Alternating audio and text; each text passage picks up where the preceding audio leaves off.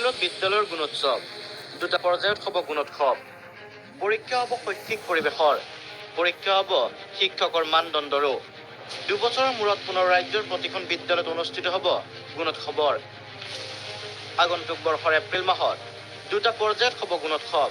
প্ৰথম পৰ্যায়ত 5, 6 আৰু 7 এপ্ৰিল, দ্বিতীয় পৰ্যায়ত 20, 21 আৰু 22 এপ্ৰিলত। 44,251 বিদ্যালয়ৰ 42,51,524 ছাত্ৰ-ছাত্ৰীৰ হ'ব মূল্যায়ন। দেওবাৰে শিক্ষা বিভাগৰ সৈতে হোৱা পৰ্যালোচনা বৈঠকৰ অন্তত বিভাগক এই নিৰ্দেশ দিয়ে মুখ্যমন্ত্ৰী ডক্টৰ হিমন্ত বিশ্ব শৰ্মাই। আনকি শিক্ষামন্ত্ৰী ডক্টৰ ৰণোজ পেগুৱেও সোমবাৰে ঘোষণা কৰে গুণোৎসৱৰ সূচী। গুণোৎসৱ এপ্ৰিল মাহত হ'ব আৰু এই গুণোৎসৱত বৃহৎ সংখ্যক মানুহ জড়িত হ'ব।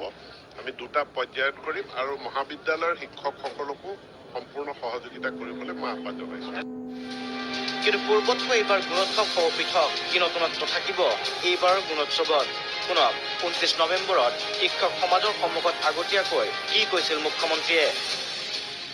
হাইস্কুলৰ পৰাই LP স্কুললৈকে আমি ৰাজ্যজুৰি গুণোৎসৱৰ কাম আৰম্ভ কৰিম আৰু আমি তাত লক্ষ্য কৰিম এইবাৰ ছাত্ৰ-ছাত্ৰীৰ লগতে শিক্ষকসকলৰো এপ্টিটিউড, যে পঢ়া শুনোৱাৰ কাৰণে ল'ৰা-ছোৱালীক স্কুলত পঢ়াবৰ কাৰণে তেওঁলোকৰ কিমান আগ্ৰহ আছে, that aptitude to also আমি চাব লাগিব।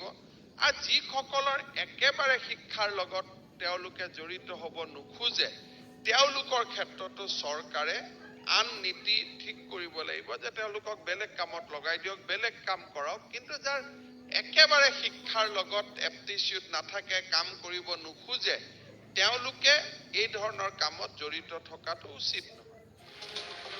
হয়, আপুনি ঠিকেই শুনিছে। এইবাৰ ছাত্ৰ-ছাত্ৰীৰ লগতে মূল্যায়ন কৰা হ'ব শিক্ষকৰো।